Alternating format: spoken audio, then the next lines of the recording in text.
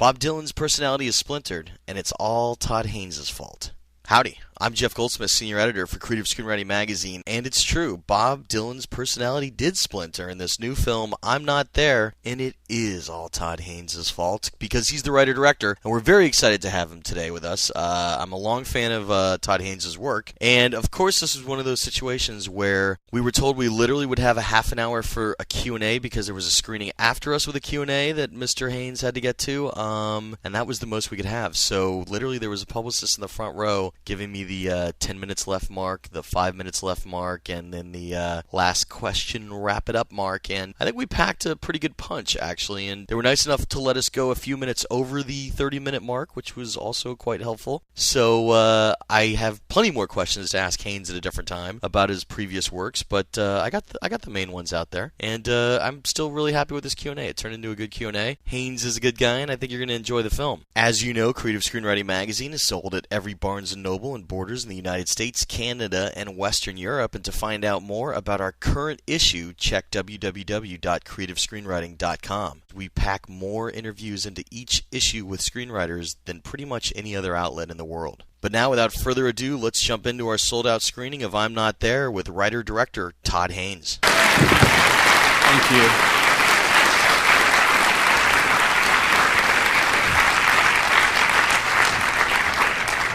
So backstage, you said not to talk about Bob Dylan. I will respect that. No, we're going to start. We always do with breaking in stories. We're going to start moderated. Then we're going to open it up to the crowd. Okay. Superstar, Carpenters, Barbie dolls. I love it. How'd you get the idea to do a film with dolls, and how hard was it to make it at a feature length? It was actually a 43-minute long mini sort of featurette. This was a film I made in 1987. Is it working? Oh, okay. Just hold it up. A film that I made in 1987 called Superstar, the Karen Carpenter story. It was a film I made when I first kind of settled in New York. And I was interested in I wanted to make a film with dolls. I was interested in making a film with dolls that would kind of... Easier than actors, I guess? Easier with actors. Not that I'd had that much experience with actors at that point. But I was interested in sort of playing with narrative form and seeing... I felt like if you followed a genre structure very closely and you did it very seriously and ornately, but you used, let's say, Barbie dolls instead of actors, that you could elicit the same kind of emotional connection that you might with a film with real actors, that it was more about the way the structure works and stuff. And this, I was started out doing it with a friend. I did it with a friend of mine, Cynthia Schneider, a dear friend from college who wasn't really a filmmaker. And she wanted to do a film with pets, and I wanted to do a film with dolls. And then I was hearing a Carpenter song in a cafe one day. And this was the 87. You weren't hearing retro 70s music much at that time. And I felt like I hadn't heard a Carpenter song since I was 10, you know, and it just was such a sort of fascinating and then suddenly incredibly moving experience. And she had died of anorexia a few years before, and it just made me listen to the song in a completely different way. So I called Cynthia and I was like, Cynthia, we have to do the Karen Carpenter story. And then the pets concept was out. So we went with dolls. We're still waiting for that. So, I mean, but what was it like for licensing? I mean, you're doing a movie about somebody's life rights. Obviously, you didn't have to get them. But you mean on that film? Yeah, but was it music an issue for you on that film? I was a guerrilla filmmaker. I didn't think I would, that there would ever be an issue with really showing it publicly or having that be a real concern. So we just made the film without getting any rights to the music, And then the film became actually something that people started to write about, and it got shown in, a lot of museums and, cultural centers, and it actually played theatrically even in some cities. So then the rights issues became serious issues, and by 1990 we were served with papers from the Carpenter's estate, cease and desist. So the film has not been able to be shown publicly since then. It's really a bummer. I mean, obviously, again in your work, later on, music rights would continue to haunt you. But we'll get to that in a second. What was it like to get Poison made, which you won the grand jury prize at Sundance for? And I love that movie, by the way. Thank you. That was my first feature. That was my first feature film, Poison, and that was the kind of the evolution of working with Christine Vachon and another friend of ours from college, Barry Ellsworth. We all went to Brown, and when we all moved to New York, Barry got an endowment through his family source of money to start a nonprofit organization. He invited Christine and I to take part in this venture, which became this organization called Apparatus Productions. There was a nonprofit to help emerging filmmakers with what we call experimental narratives and their films, and it was an amazing. It was like I actually eked out a little salary on this amazing opportunity to just help emerging filmmakers, basically as an arts administrator. But we also got involved with some of the productions, and as a result of kind of getting to know independent film in New York in the late '80s, I started to develop this idea of Poison, and it was definitely coming out of the AIDS era and activism that I was particularly involved in at the time, and my love of Jean Genet, and feeling like there would have been some things Genet might have wanted to say about the climate that we were facing, the sort of in many ways, a sense of kind of culpability that many gay people felt vis-a-vis the epidemic and the confusion and fears that it generated. So that was how Poison emerged. And when Christine saw my cut of Superstar at my apartment in Brooklyn, she said, "I want to produce," because she was a filmmaker at Brown, I was a filmmaker at Brown, but at this point she said, "I want to produce your next film." So it kind of put us into this producer-director relationship for the first time, and that became Poison, and she's produced all my films since then. She's a legendary producer for independent cinema. She is. Whatever happened to that collective? I mean, I've always thought a nonprofit for filmmaking is a great idea. I mean, an average budget of a nonprofit theater is in the millions, and that's disposable art, because it only exists on the stage for a period of months. I've always wondered why more people aren't using those kind of funds for film. Well, it was a time where there still was public money directed toward artists, and we made use of that through the New York State Council for the Arts and the National Endowment for the Arts.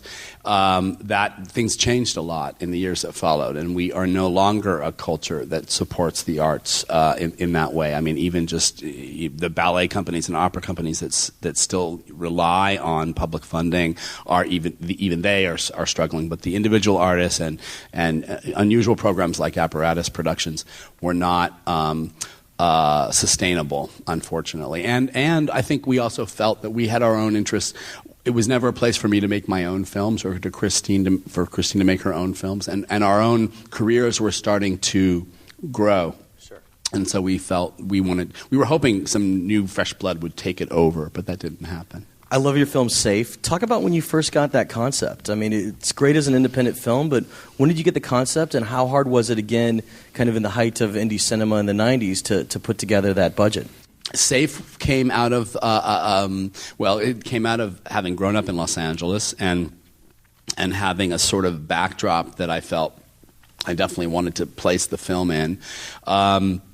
But I just remember seeing some piece on television about environmental illness, and it described, like housewives who found themselves getting intensely allergic to common chemicals around the house and from products around the household, and how it would develop into these intense, allergic reactions, and that the solution would be not to make them just empty their houses and clean things up, but to move them to these hyper-controlled environments where they were almost like in these trailers that were like lined with Teflon, and they lived these sort of weird,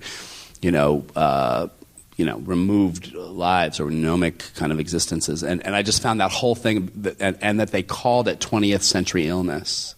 I just found that so interesting and curious to me. So a story about a woman living in a sort of wealthy suburb of Los Angeles would begin to suffer from these kinds of symptoms, and it would force her to re-examine her whole life and existence and identity as a result. How hard was that to fund? I mean, because it's a great concept on paper, but it's not like, something that everyone's going to throw money at. No, hardly. That was the first time that I realized a lot of my films wouldn't exist without Christine, because she fought to get this film financed for 2 years. I made a short film during that time, Dottie Gets Spanked, but for the most part, I would have given up. I kept having to go back to the concept and the script I'd written and going, do I really still feel committed to this? Because the forces that be just seemed like they were against us. And I kept saying, well, I do. I really am really still interested in this. But it took her fighting the big fight, the battle to get the financing every day to make it finally happen. I'm glad she did. Congrats on your Oscar nomination for Far From Heaven. I'm going to skip that and go back to Velvet Goldmine just because it ties in a little better with tonight. What was it like when you were starting to get that concept? Because, you've returned to music multiple times in your career, and what was it like when you realized that you probably weren't going to be able to get the music rights that you wanted? Well, it didn't really. It was disturbing, but it never was the basis of the film. It never was simply the David Bowie story, and so the identification of him with his songs per se were not absolutely fundamental to the concept of the film. I had 7 Bowie songs that I wanted for the original concept of the script, but many other artists from the glam era were always part of the concept, and it was just disappointing. I in many ways I felt so excited that I got an opportunity to fill those slots with Roxy Music songs and Brian Eno songs that were probably lesser known, but probably meant as much to me personally as any of the Bowie songs. And I just felt sad that he didn't get what we were sort of trying to do. I guess, or I don't really know why. And ultimately, we just tried to get all the young dudes from him, and even Harvey Weinstein went out on a limb and wrote him a letter and tried to just get all the young dudes for the film, and that didn't happen. But the soundtrack, I couldn't be more pleased with how that film ultimately came out and the soundtrack that replaced those songs. When you were coming onto this project and you were returning to another movie based on music, what were some of the steps you were taking in the beginning? I'm guessing securing music rights were a big part of your first step, or was it? It was. The whole film, this whole concept, and my sort of return to Dylan came at the end of my 30s after Velvet Goldmine was done, and I was exhausted, and I was taking a little break, and realizing that all my friends I was living in New York. I'd been living there for probably 13, 14 years by this point. All my friends had been settling down, and kids were starting to appear, and they found their apartments in the city. And I looked around at my life, and I was like, shit, I don't have any of that. I don't have any of that worked out. I've just been living. I was still living out of boxes in my apartment. I was still living like a guy out of college, because the film life, the independent film life, and being involved with activism and AIDS stuff, and having a lover who was HIV positive, and there was always a kind of emergency around the corner. It just made all the creature comfort sort of secondary. And but I was getting on, and it was time to start addressing that stuff. And somehow in this time, I decided, okay, I'm going to go back and make a melodrama. I'm going to go do a Sirkian melodrama. I can work with Julianne Moore again, which was such a great experience on Safe. So I was but I wasn't really that excited. I was just kind of going okay, let's get back into your work. And I planned to leave New York and go to Portland, Oregon, where my sister lived, to get away from the city and write this melodrama. But all of a sudden, I suddenly started to need to listen to Bob Dylan music. And I had been a fan of Dylan in high school, but I hadn't really paid as close attention to him for about 20 years, And I couldn't get enough of it. And I made cassette tapes for myself for the drive across country, landed in Portland, started writing Far From Heaven by night. But by day, I just kept consuming more Dylan stuff and discovering stuff I'd never heard before. And later, I can now look back on that time and see that I was seeking something in his work and in his, in his fearlessness, I think, as an artist, and how I associated that with the time of my life where that made utter sense, where your future was everything, where you were looking ahead, and change was good. Change meant leaving your family's house and starting your life, basically. But as you get older, it's harder to embrace change in that way. And I think I needed that guarantee, that chaperone to positive change. And what ended up happening was I got really into it. I came up with this concept of approaching him in a film in multiple, and finished Far From Heaven. And I brought up this concept to Christine on the phone, and I was a little like, Christine, I have an idea for another movie, and it's about Bob Dylan, And because again, this would have been something where not getting the music rights would have just closed the book entirely. It was a film that needed that music. There was no question about that. She said, look, don't write it yet. Let's just take it a step at a time. She suggested approaching Jesse Dillon, who's Dylan's oldest son, who's a filmmaker. And so that summer, this is 2000, we were in L.A., we were both in L.A., and we met Jesse, and we had a meeting with him, and Jeff Rosen, Dylan's manager, was on the phone. I described the concept, and I had the characters identified by that point. And they both said, this is kind of interesting. Why, doesn't mean anything. Have no idea what Bob will say. He's never said yes to anything before. But why don't you write it down on a one-sheet piece of paper, describe the one-line description for each of the characters, and we'll send it to Bob with your DVDs. And I think it included Superstar and Velvet Goldmine and maybe Safe or something. The Haynes Library. The massive Haynes opus.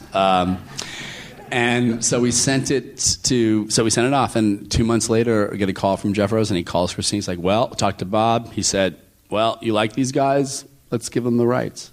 Now, go back for a second. On that piece of paper, in the film, you split it up to about 6 at least different personas of Woody as the young kid, Jack Rollins, Arthur Rimbaud, Jude, Robbie, Billy. How did you arrive at that concept of these splintered personalities and different versions of Dylan? It was really almost as plain as day when I was looking at Dylan's work, life, biographies, and the accounts of him, particularly in the 60s. It's something you hear about Dylan over and over again, and it's not, I hardly felt like I was taking this gigantic creative liberty with the subject of his life and the way he lived it.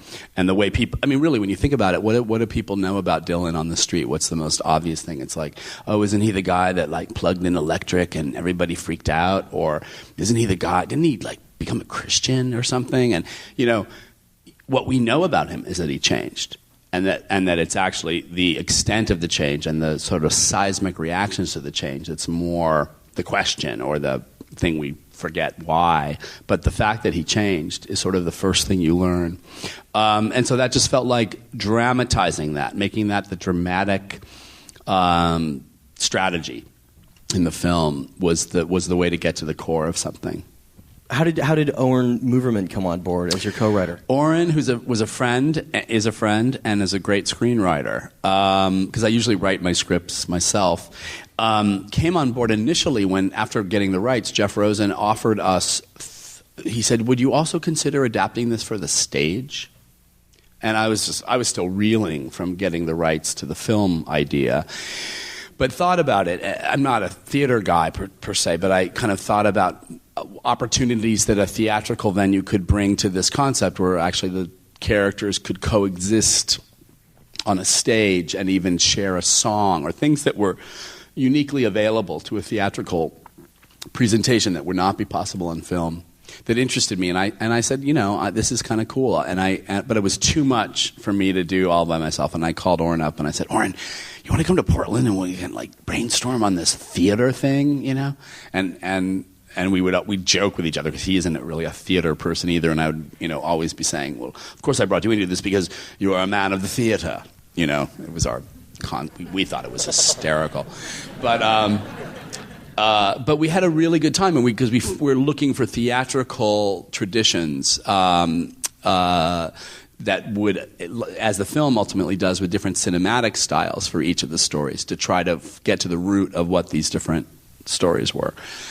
But that kind of faded away and then Jeff Rosen stopped talking to us about it for a little while, and I went off to do Far From Heaven, and by the time I came back, we heard rumors that this Twyla Tharp thing was happening. So I think other theater production. Well, that became what this was basically. So I worked on the script for after Far From Heaven and came back. I worked on the script for a good year and a half, probably a year, doing research and getting into it. And I was very pleased with what I was coming up with, but it was just massive. It was like, this is just a labyrinthian task and a tall order. Also, I was holding myself to a very high standard, which was Bob Dylan and his own creative adventures in his popular medium, and I wanted to try to find a way for my own film to embrace that kind of inventiveness and that kind of combustion of thinking and changing.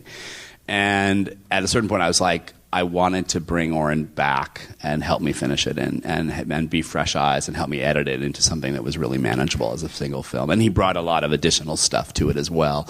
But I also felt ready to start taking this on, not alone, because it was going to take a lot of people to get this film finished. Talk about your work habit when you write. How many hours a day do you write for? And, do you start with an outline, or do you just kind of hit the blank page, running straight on? It's always different. This one was a culling process of massive amounts of references and source material, starting with Dylan's songs, going out to the history of the 60s and what sort of we know about his life from all this time. It seems like some of your dialogue is right out of Don't Look Back and No Direction Home, the documentary. It's from everything. It's from lyrics. It's from things we've seen in those documentaries, things that I haven't seen that have been transcribed. Films from the 60s, obviously, that play a real part in how the stories get played out, fleshed out. And those were part of the writing. Those decisions and the visual approach is also part of the writing process. Right, research. Yeah, but also how to visualize the films and the stories. In fact, the Robbie story, the Heath Ledger story with Charlotte Gainsbourg, I knew I wanted to use Godard as a reference. And in fact, it's full of Godard lines and shots and stuff. Yeah, you also get a lot of 8.5 in there with Fellini. The car scene, him being tethered, floating above the city. The kind of the resort interview atmosphere. How was Fellini's 8.5 influencing you on this? I because all of these characters I felt had their roots in the 60s era for Dylan. I thought that was the best way, and that the 60s and Dylan are so mutually influential, and you can't really conceive of one without the other, and that era of cinema is so rich and interesting. And whether these were literally movies Dylan watched, some of my source material was, like the film Face in a Crowd became a source. Great film in the Woody story. But in other places, these aren't necessarily films I read. Oh, Dylan loved 8.5, so I put it in. It was more, I'm sure he saw it. It was in the ethos. It was in the ether. It was part of the tissue of the times, these films. And the way that art cinema and art of all kinds, poetry and a kind of literacy was entering popular forms and mediums all over the place. And Dylan's probably the best example of that in music. Well, that was also happening in cinema. But in each of the choices, it had to do with what the music was doing. So with the Jude story, Cate Blanchett's section, it was like, this is the music of Blonde on Blonde and Highway 61. And at first I thought, should it be like Don't Look Back? And I was like, because I wanted it to be black and white. But I realized that Don't Look Back is a cinema verite film. It's and that couldn't be further from what that music was doing and what those records were doing. And then I looked at the amazing, of course, again, like so many filmmakers have quoted 8.5, but the rich Baroque urbane wit and orchestrations of shots and subjects within the frame, and it just made so much sense for that music. And then it was also happened to be about an artist, a filmmaker, who was being besieged by the media and asked to answer for his art and why he was getting all weird on everybody, So it echoed the themes of that story in all of these ways. Speaking of echoes, you've always really done it well in your work, in which you have these kind of subtle, subliminal almost setup and payoffs.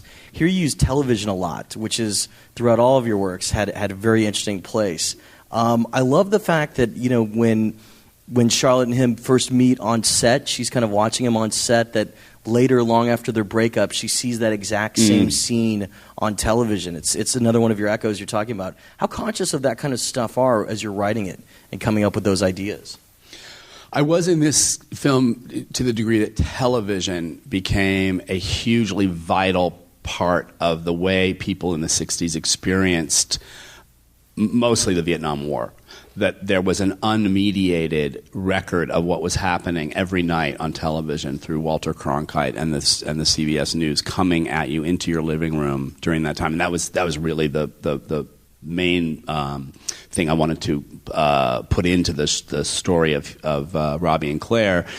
And I felt a weird kinship with Charlotte's character while writing the film, because I was stuck in my home in Portland, where I ended up settling, and during the height of the Iraq War, stuck with the best job in the world, writing a film about Bob Dylan, but still inside and so helpless and so angry and so feeling so impotent watching these events unfold, and writing about the 1960s and the Vietnam era, which felt like, although there was many parallels, like a distant planet, at least in the ways in which people, felt that war in a more democratic way with the draft, but also that there was a way of protesting it and responding to it that I wasn't seeing around me at the time. When you're given all access like you were with Dylan, and you could use pretty much any song, it would seem like, how did you decide on your playlist? And also your decision to kind of lead up to an ending that has like a Rolling Stone, in which, throughout multiple times he's asked, how does he feel? And they finally yell it at the Jesus statue, how does it feel? And then that's the final song in the movie. Where did that idea come about? I didn't really ever have a place in the writing and the development of the story for Like a Rolling Stone. The description that you hear as we're being introduced to the Jude story, where Kate is in the car, in the traffic, and then you see little glimpses of the car pulling up to the Newport Festival, and the description that Arthur is reading over that section is a description of Dylan having written Like a Rolling Stone. He's basically saying, I was going to give up, I was finished, and then I wrote it. It was like swimming in lava. It was like seeing your victim hanging from a tree. So it's I almost wanted to set up an element of suspense that the film does not satisfy until the final credits of the film. But also there's elements of suspense just in that section, because we're building up to the revealing of the Jude character. And as the film now has a lot of advanced interest in the fact that it's portrayed so beautifully by Cate Blanchett, it adds to that level of suspense even just in that section. Did you ever plan it to be an actual set performance piece rather than just playing over the credits? No, I didn't. Not with that song, no. We're going to open it up to the crowd in a second here. Another major set piece opened that had to do with the song was obviously Mr. Jones. Yep. You did an excellent job. That actor, I actually can't remember his name. Bruce Greenwood. He was awesome. Such an incredible actor. But talk incredibly about absolutely diverse actor. Yeah. Talk about that concept of doing Mr. Jones as a set piece, deconstructing it, having it again go through television, the reveal of his interview, making it British rather than the American Time reporter, getting into just all the different aspects you got into. Well, with trying to keep it a little, to focus the answer, I could go on for probably way too long than we have. It's actually a song, it's an example of a song that isn't necessarily my favorite Dylan song, but a song that was absolutely unescapable for the storytelling and for certain kind of lines that were being drawn between the establishment culture and the counterculture.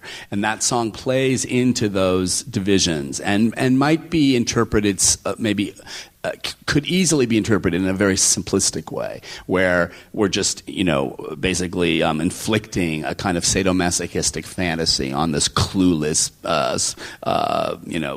arbiter of the establishment.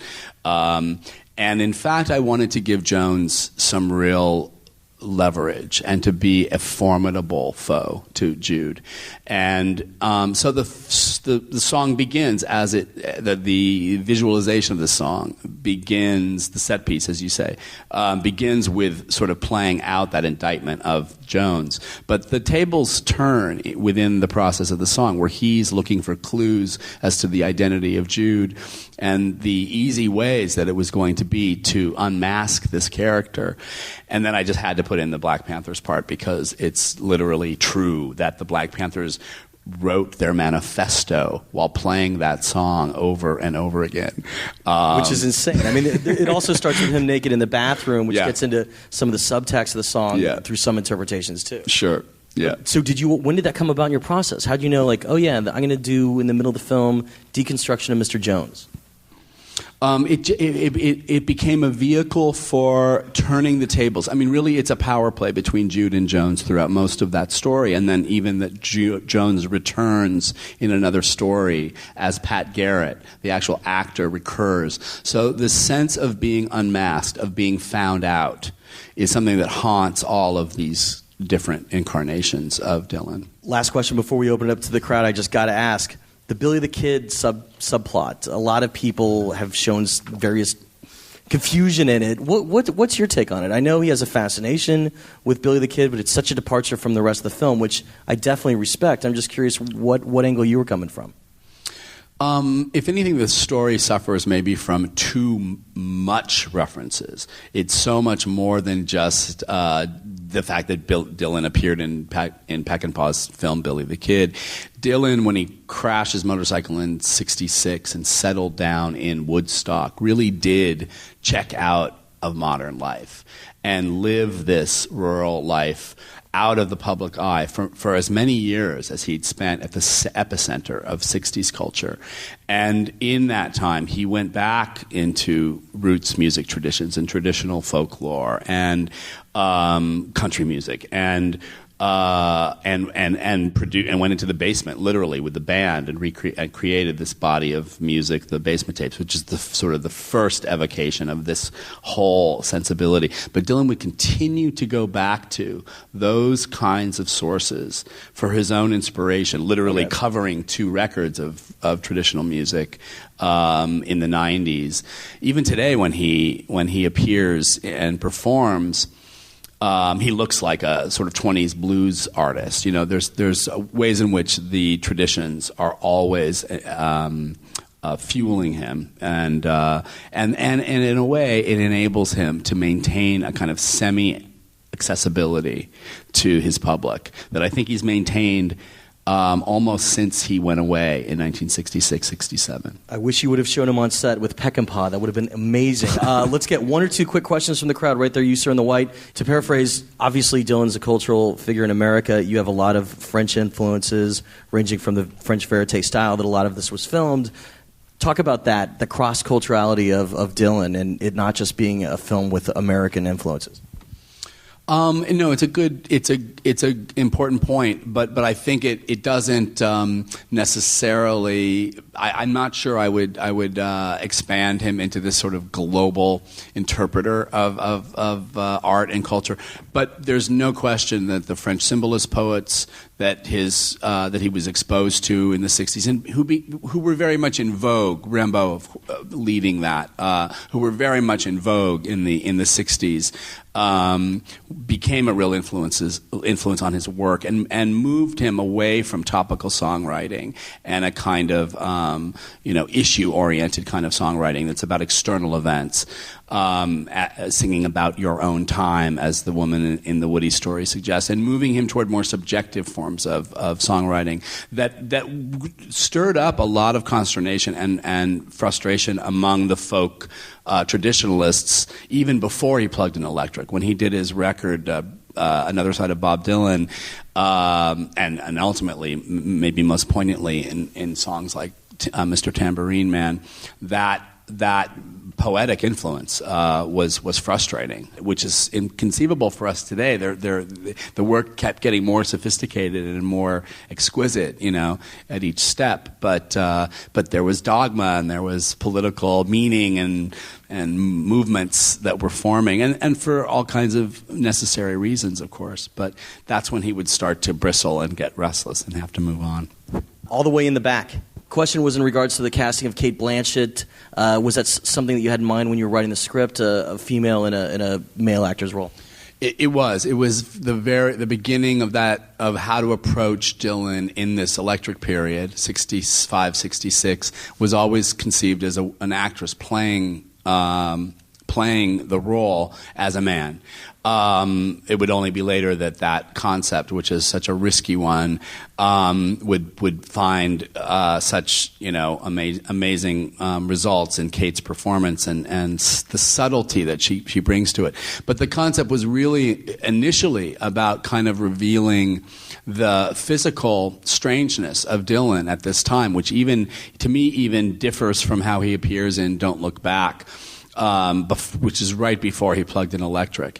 In the year that followed, he had gotten even skinnier. His hair had gotten bigger. His gestures on stage became more sort of dandified and extravagant, and he looks like this sort of bouncing live wire on stage when you see him with the band. A lot of the footage you see in the Scorsese documentary, it was filmed by Pennebaker the following year in color for a documentary that Dylan actually ended up being one of the editors on, called Eat the Document, that became so experimental and unusual. It was never released, but it was one of the things I discovered in that first year of rediscovering Dylan that was so beautiful and so interesting. But you really see this chameleon who's transformed yet again. We got to rush you out the door in 1 second. One last question. What does Dylan think of the film? Did he give you any notes? No, we don't know. I don't know if he's seen it yet. He has a DVD copy. He's on tour. He's going to play that mystery man till the end, right? I'm hoping to hear something soon. We can't wait to see what you do next, and we really thank you for being so generous with your time. Thank you. Thanks, you guys. And that's how the Q&A went down. Thanks again to Todd Haynes for spending time with us, and we look forward to having him back in the screening series soon. If you dug this episode of the podcast in general, consider tossing a virtual tip into our PayPal virtual tip jar by visiting www.creativescreenwritingmagazine.blogspot.com and look for the PayPal icon. Your tips are appreciated and definitely help out with equipment, hard drives, and all the other stuff we need to keep this podcast running. Of course, feel free to check out my blog, which I even managed to update on the rare occasion that I have time to do so by visiting www.jeffgoldsmith.blogspot.com. You can also always feel free to drop me a line by emailing me at yo.goldsmith@gmail.com, and I'll do my darndest to get back to you as soon as I can. Of course, don't forget to click that subscribe button in iTunes or your podcatching software, because that's how episodes are downloaded automatically every time you click refresh. And if you have a minute, feel free to leave us positive feedback in the iTunes Music Store or at podcastalley.com. I'm Jeff Goldsmith, Senior Editor for Creative Screenwriting Magazine, thanking you again for tuning in and telling you to stay out of trouble. Till next week.